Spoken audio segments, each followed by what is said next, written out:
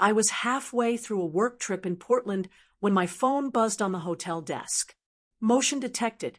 Living room. My stomach sank. I opened my security app, expecting a false alert. Instead, I saw my parents inside my apartment, measuring walls, opening drawers, and moving furniture around like it was theirs. Then I heard my mother, Margot, chuckle and say, "Once everything's set up, she won't even protest." My hands went cold. They weren't visiting. They were taking over my life while I was away. I didn't scream. I didn't call anyone. I simply closed the app, forced a smile, and made one decision that would determine exactly what they walked into when I returned. And no one expected the ending. Please subscribe to the channel and hit the bell icon so you never miss a moment like this. Your like and share can carry this story to someone who needs hope, healing, or strength today. Red Heart. My name is Sierra, and for most of my adult life, I've been the responsible one in my family. I work in software development, a field that allows me to travel, live comfortably in a city I love, and own my apartment in downtown Seattle. I built this life quietly, meticulously, mostly alone in a family that often viewed me as convenient. Margot and Leonard always claimed to be proud of me, but their focus rarely landed on me. It was all about my younger brother, Evan, the dreamer, the risk-taker, the one whose failures and whims always seemed to demand my resources. At first, helping him felt harmless. A few loan payments here, some credit card coverages there. Temporary support. I told myself, this is just this once. And every time I hesitated, my parents reminded me how fortunate I was, how much harder life was for him. So I didn't make a scene. I kept my boundaries soft. Late night calls, money transfers, and emergency loans became a pattern. I convinced myself that keeping the peace was the same as being loved. The apartment, though, was mine. I bought it alone, furnished it with care, and turned it into a sanctuary after long weeks on the road. There was a corner in the living room I especially cherished, a small nook with a desk, plants, and books. It wasn't glamorous, but it was mine.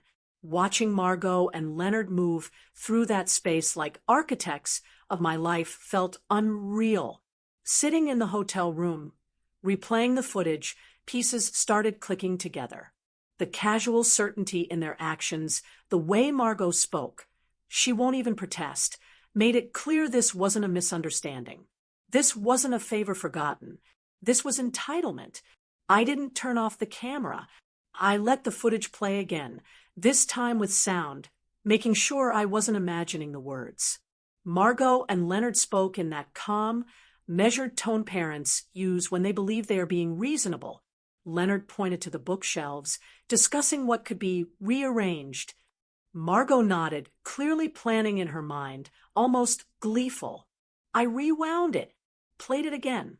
The same words landed heavier than anything I had imagined. Once everything's set up, she won't protest. No guilt, no hesitation, just certainty. And then she laughed softly, as if my silence was a tool they'd perfected over years. I remembered every time I had let my generosity be exploited, covering Evan's late rent, paying off credit cards that weren't mine, agreeing to lend him money he claimed was temporary. I had confused calm with respect, patience with love. This wasn't about Evan needing help anymore. This was about Margot and Leonard believing my life was theirs to manipulate, that my success and independence meant access, that my boundaries were optional. Something shifted in me, then not panic, not grief, but something colder and sharper. For years, I had worked to be the reasonable daughter, the one who made life easier for everyone else. And all it had earned me was invisibility, exploitation, and a false sense of control over their actions. I closed my eyes and let the anger come, not loud, not frantic, but focused. They thought they knew me because I had never pushed back. They thought I would accept it, because I always had. That assumption would be their undoing. I didn't call them. I didn't confront anyone. The old Sierra would have rushed home, begged for explanations, tried to negotiate. But something had cracked open inside me in that hotel room. Confrontation would only teach them to hide their moves better. Instead, I stayed quiet and began preparing. On the flight back, I bought the Wi-Fi and opened my laptop. I created a single folder, named it Simply Truth. Inside, I compiled years of records, payments I had made to cover Evan's debts, temporary loans, bank transfers, and signatures I had unknowingly co-signed. Each record, on its own, seemed harmless. Together, they painted a pattern of calculated entitlement. This wasn't generosity anymore. It was exploitation, and it had to stop. I watched Evan's social media obsessively. If he intended to flaunt his life in my apartment, it wouldn't be subtle. He wanted an audience, admiration, validation. Fine, let him have it, but on my terms. While they were busy rearranging my life, I was organizing the truth in a way they couldn't argue against. By the time the plane touched down, my fury had turned into clarity. I wasn't angry anymore. I had a plan that didn't rely on yelling, confrontation, or revenge. It relied on undeniable evidence and timing. They believed my silence meant consent. They were right about one thing. I wasn't going to explode. I was going to let them walk straight into the consequences of their assumptions. I parked a few blocks away and walked the rest of the way, observing my apartment like it had already been hijacked. Strangers moved in and out, music thumped, lights flickered. My sanctuary had been transformed without my permission. I felt the violation, the disbelief, and the anger. Then I moved forward. Inside, the living room was unrecognizable. Furniture pushed aside. Margot was in the center, directing people with energy I rarely saw aimed at me. She noticed me and froze. "What are you doing here?" she demanded. "I came home," I said evenly. "We're in the middle of something important. Don't make this about you," Margot said. That sentence told me everything I needed to know. Evan held his phone, recording, performing the image of success he hadn't earned. "Guys," he said nervously, forcing a laugh, "look who decided to drop by. Sierra's cool with all this. Don't worry." "No," I said calmly. "I'm not." The room shifted. People glanced at each other uneasily. Evan's smile tightened. "I'm ending it," I said, pulling out the folder I had prepared. "These are the records of loans, payments, and signatures you used without permission.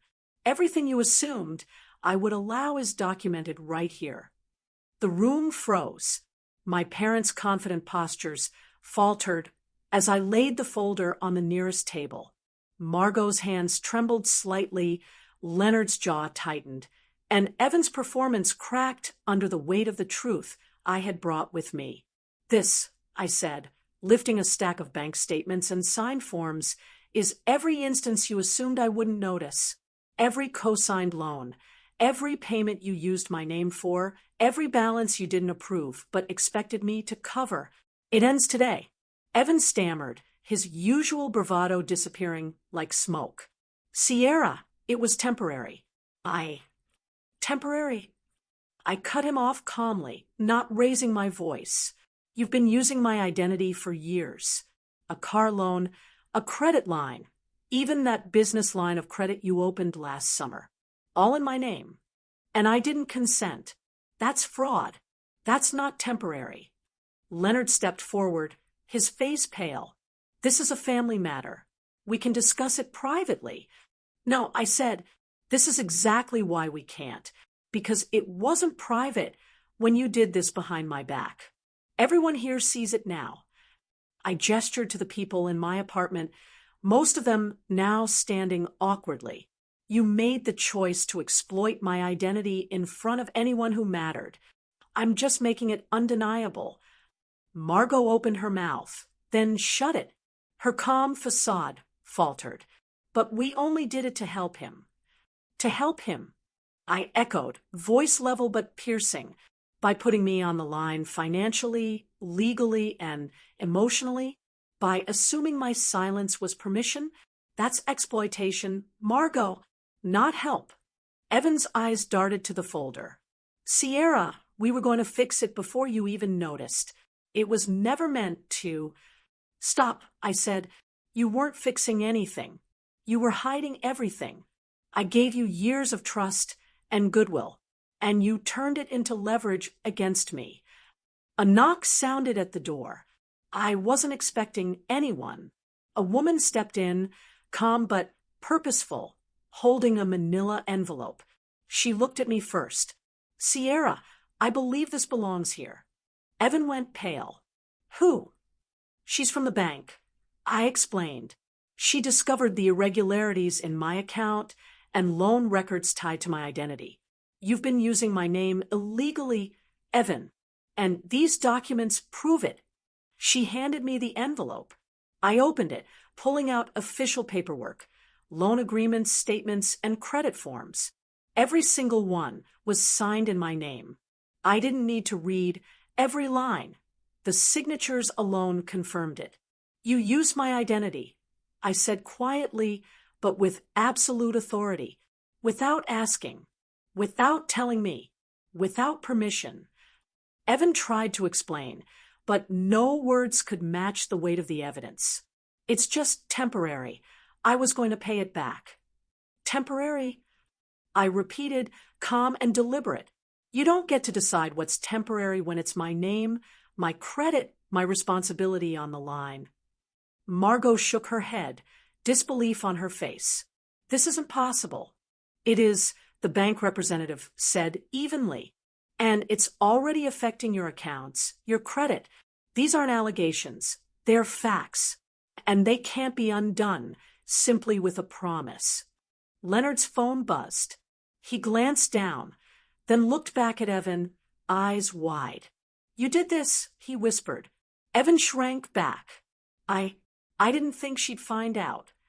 You assumed, I said, finishing his sentence for him. And assumptions are exactly why this has gone on for so long. I took a breath and addressed the room. Everyone who doesn't live here needs to leave.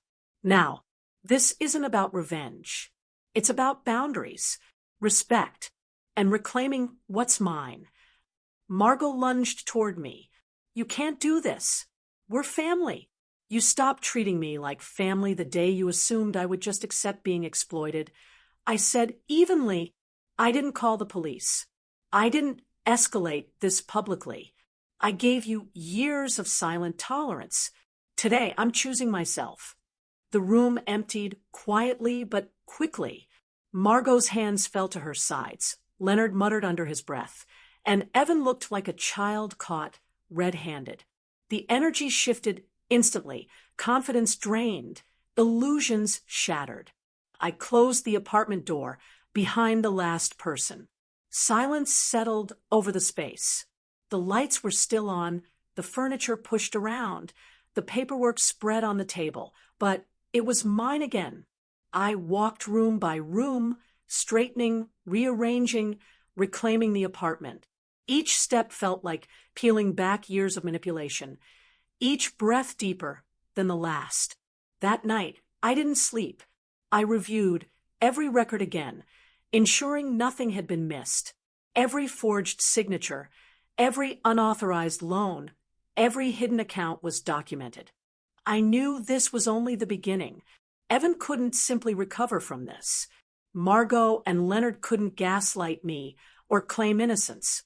The truth was undeniable. By morning, I felt a clarity I hadn't experienced in years. The apartment was quiet, mine, but more importantly, my mind was quiet. I realized something essential. Silence doesn't equal peace. Endurance doesn't equal respect. Generosity doesn't equal love. Later, Evan tried to reach out. Sierra, can we talk? We can fix this privately. No, I said, firm and unwavering. You need to face the consequences of your actions. And this time, it won't be me absorbing the cost. I called the bank and arranged corrections to the accounts, ensuring my name was legally removed from all liabilities. For the first time, I felt the full weight of independence, not the illusion but the reality. Margot and Leonard eventually contacted me too, not to apologize, not to take responsibility, but to argue, justify, and blame. I didn't respond. I didn't need to. The exposure had already done its work. Their attempts at manipulation, their belief in my silence had crumbled. Evan vanished from social media almost immediately. No posts, no performances, no fabricated image of success. Without access to my identity, without the audience he craved, there was nothing propping him up. The empire of lies he had built for himself collapsed quietly but completely. For Margot and Leonard, the reality they had avoided finally caught up with them. They were forced to confront the consequences of their actions. And for the first time in my life, I didn't feel guilty for stepping back. I didn't soften the landing.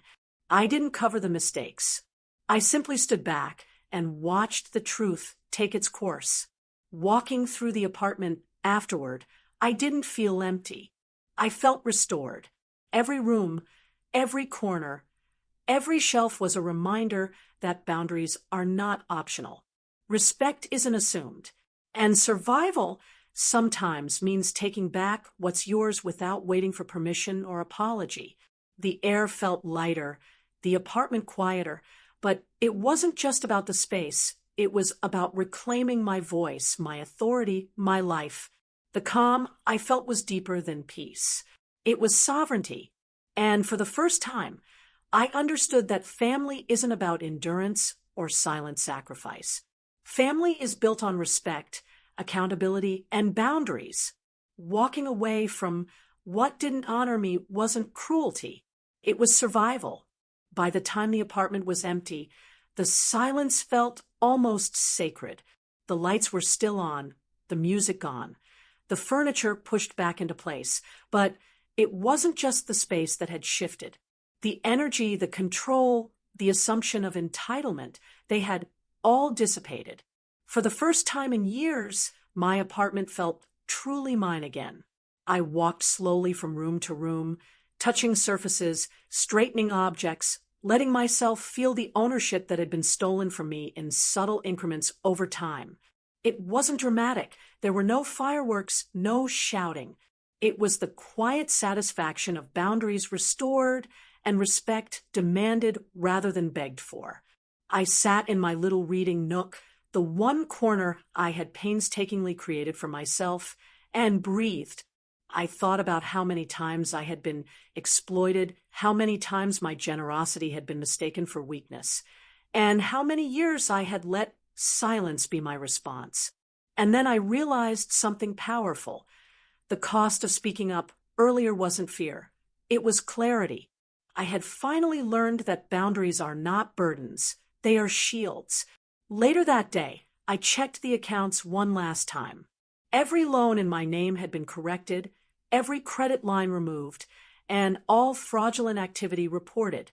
The bank had been cooperative once they saw the evidence. I didn't need vengeance beyond this. The law, the paperwork, and the undeniable truth had done the work for me. Evan didn't contact me again. Social media accounts that had once showcased a fabricated life of success disappeared, leaving behind an empty screen where confidence and entitlement once thrived. Without my name, without my credit, without an audience to prop him up, he had nothing left. The illusion was gone, and he was forced to confront the reality he had ignored for years. Margot and Leonard called, tried to text, even sent emails. Their messages were a mix of blame, justification, and thinly veiled anger. But I didn't reply, not because I wanted to punish them, but because I didn't need to. The truth had spoken. Their own assumptions, their own choices had created the consequences they now faced. That night, I sat in my apartment, the quiet stretching around me like a blanket. I realized that for years I had equated family with endurance, silence, and sacrifice. I had believed that if I remained calm, if I gave, if I let others walk over my boundaries, I was keeping the peace. I was wrong. Family isn't a free pass to exploit, and love isn't a permission slip to violate trust. I made a list of small things I wanted to restore, personal touches I had long neglected. I replaced the bookshelves in the living room just how I liked them, rehung the pictures in the order that made sense to me, arranged the plants so that the light fell perfectly on the reading nook. These were not grand gestures, but each one symbolized a reclaiming of control, a reassertion of sovereignty. Weeks later, I finally allowed myself to reflect without the anger clouding my thoughts. I saw clearly how much I had given, how much I had absorbed, and how much of it had been taken for granted. And I realized something crucial. Forgiveness isn't about ignoring betrayal. It's about refusing to let it define your life. I could choose to let the past weigh me down, or I could let the lessons guide me. I also understood that protection isn't passive. For years, I had assumed that being reasonable and quiet was enough to safeguard my life. It wasn't. Protection meant documentation, vigilance, and the courage to confront reality, even when it was uncomfortable or frightening. By taking action, I hadn't just corrected the wrongs done to me, I had built a framework for the future. Margot and Leonard eventually reached out again. Their messages were apologetic, cautious, and careful. But I didn't rush to forgive. I didn't need to. I responded once, briefly, stating that the past was addressed and that I would not allow further exploitation. The clarity and boundaries I established weren't negotiable. They were mine to maintain. That's when I realized the most important lesson. Respect is earned, not assumed. Silence can be mistaken for agreement, patience can be mistaken for weakness, and generosity can be mistaken for entitlement. The moment I stopped negotiating my worth, everything else fell into place. I didn't need anyone to validate me, to apologize, or to acknowledge their misdeeds. The restoration came from within. I refurbished my apartment slowly over the next few months, but the physical changes were secondary to the mental shift I had undergone. Each time I entered a room, I felt a quiet pride. I felt a security that had nothing to do with locks or cameras, but everything to do with boundaries, clarity, and self-respect. And then I began sharing my story, not to humiliate my family, not to shame Evan, but to connect with anyone who had ever been exploited by people they loved. I realized how many of us confuse endurance with loyalty, silence with peace, and compliance with respect. Sharing my experience was a reminder. You are allowed to protect yourself, to demand respect, and to reclaim what is yours without guilt. Looking back, I see now that the betrayal wasn't the final chapter. It was the catalyst. It forced me to examine my life, my limits, and my sense of self-worth. It forced me to take action in a way I never had before. And while it was painful, it was necessary. I didn't just recover my apartment. I recovered my voice, my autonomy, and my sense of self. Family doesn't automatically grant permission to exploit you. Blood relations don't excuse fraud, manipulation, or entitlement. Generosity is a choice, and so is self-preservation. And while it's painful to realize how long someone has taken advantage of you, it's empowering to understand that you always have the right to set limits, enforce boundaries, and reclaim your life. Now, when I walk through my apartment, I don't see the violations, the stolen trust, or the years of silent compromise. I see a life rebuilt on principles that cannot be ignored: boundaries, respect, and self-worth. Silence no longer tempts exploitation, and peace, for the first time, feels like a gift I earned, not a privilege I was given. I share this story because I want anyone watching to know that if someone crosses your boundaries, your life, or your trust, even if it's family, you are not powerless. You have the right to step back, document, confront, and reclaim. You have the right to protect yourself. You have the right to choose yourself first. And that's the lesson I carry with me every day. You can forgive, you can move on, but never compromise your sense of self. Respect yourself enough to enforce it. Protect yourself enough to preserve it. And cherish yourself enough to never let anyone treat you like their entitlement. My apartment is calm now. I am calm now. And for the first time, silence is not a weapon. It is peace.